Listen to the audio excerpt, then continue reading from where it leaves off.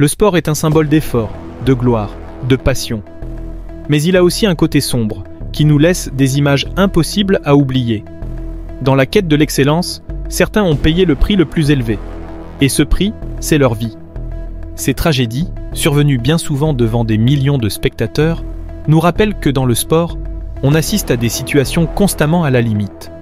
Cela va de malaises inattendus en pleine épreuve à des scènes fatales dans des compétitions à haut risque.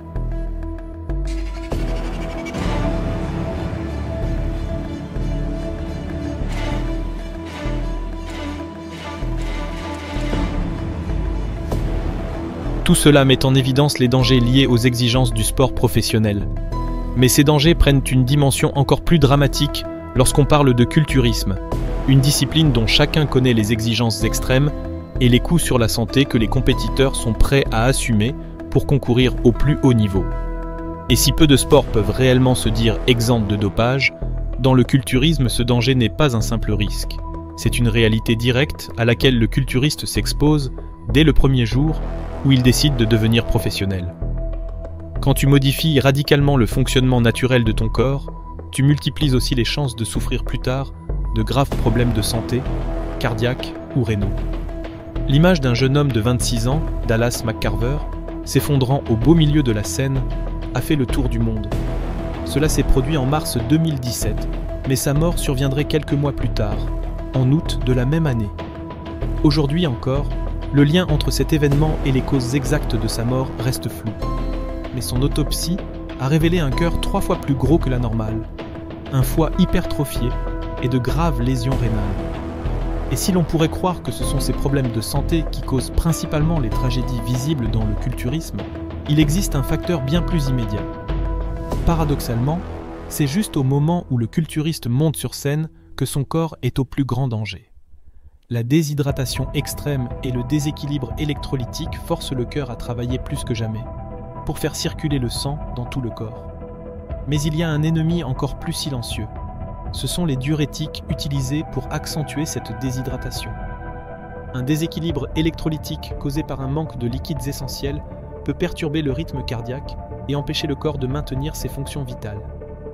Ajoutez à cela des efforts inhumains, et tous les sports avec catégorie de poids, comme le MMA ou la boxe, peuvent donner lieu à des images terrifiantes. Les coupes de poids, cette pratique extrêmement dangereuse, ont jalonné l'histoire des sports de combat.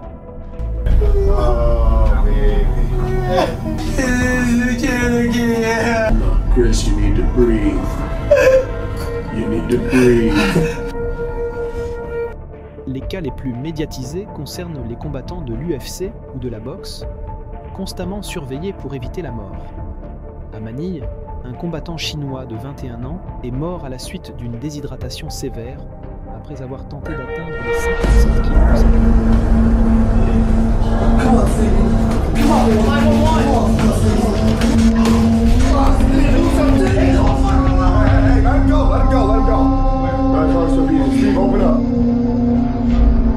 Les blessures et complications sont présentes à chaque tournant. Évanouissement, déséquilibres électrolytiques, troubles alimentaires, ce sont quelques-unes des cruautés qui touchent ceux qui défient de la balance et perdent. Les culturistes doivent éliminer d'énormes quantités d'eau corporelle pour paraître secs et définis. Mais sans hydratation suffisante, le volume sanguin diminue, la tension artérielle chute et l'oxygène n'arrive plus au cerveau.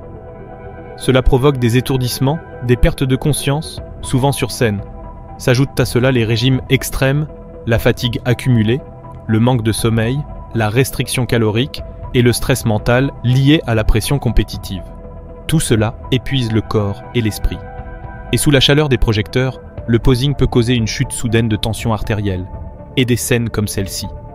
La tragédie qui allait révéler tout cela au grand public fut celle de Momo Benaziza. Momo était l'un des culturistes les plus appréciés du public, avec un physique de couverture. Il est décédé en 1992, peu après avoir participé au Prix de Hollande. Ce cas fut particulièrement marquant à cause du rôle critique des diurétiques. On ne dispose pas d'images de ce jour-là, mais des témoins affirment que Momo présentait une condition extrême. Ils ont aussi commencé à remarquer des signes de faiblesse. Mais les signes alarmants sont apparus après la scène. Cette année-là, Momo avait terminé 5e à Mister Olympia 1992. On le voit d'ailleurs ici aux côtés de Dorian Yates, le vainqueur de l'année. On remarque aussi Kevin Levrone et Shawn Ray. Ce sont des symptômes classiques d'une insuffisance cardiaque ou d'un œdème pulmonaire. Et à 21h, Momo est mort dans sa chambre d'hôtel. Les médecins ont conclu à un arrêt cardiaque causé par une déshydratation extrême et l'usage de diurétiques. Le corps de Momo avait perdu une quantité massive d'eau, de sodium, de potassium. Ces éléments sont pourtant essentiels au bon fonctionnement cardiaque. Le stress physique a aussi perturbé l'équilibre des fluides, provoquant une accumulation dans les poumons. Et Momo avait participé à de nombreux championnats cette année-là. L'effort intense, le régime, le stress, tout cela a empêché son corps de se récupérer. Sa mort a choqué le monde du culturisme. Car Momo faisait partie des plus grands. Mais la culture dominante à l'époque était celle du risque accepté. Ces risques faisaient partie du jeu, pensèrent beaucoup. Cela a conduit d'autres comme Andreas Münzer à pousser leur corps au point de rupture, au prix de leur vie, en 1996. Et même si le changement fut lent, la mort de Momo a posé un précédent. De plus en plus de culturistes ont commencé à parler. Preuve en est ce qui est arrivé à Paul Dillett. Paul voulait présenter la version la plus sèche de sa carrière. Ce jour-là, il avait abusé des diurétiques. Il avait des crampes, des douleurs. Il perdait conscience sur scène. Malgré cela, Paul a refusé d'abandonner. Il voulait montrer ce physique qu'il avait mis tant d'efforts à obtenir. Mais peu savaient que Paul Dillett avait failli mourir ce jour-là, à cause d'un des diurétiques les plus puissants de l'époque. Sur scène, au moment d'un double biceps, son corps a chuté. C'est Flex Wheeler, dans le public, qui l'a attrapé. Paul s'est relevé et retourné sur scène, acclamé par le public. Mais les crampes sont revenues. Cette fois, il a dû être transporté à l'hôpital, dans une scène dévastatrice. Paul était le favori ce soir-là. Mais sa définition extrême a nécessité 5 personnes pour le porter. I woke up in the hospital, and once I was up, the doctors told me that, we had to revive you. You were legally dead for 1 minute. Yeah, legally dead for 1 minute. I don't think I was ever the same after that. As a bodybuilder, as an athlete, you want to win by any means necessary. And God damn, I was looking crazy that day. It's like my condition never came back like when I first started because of that incident.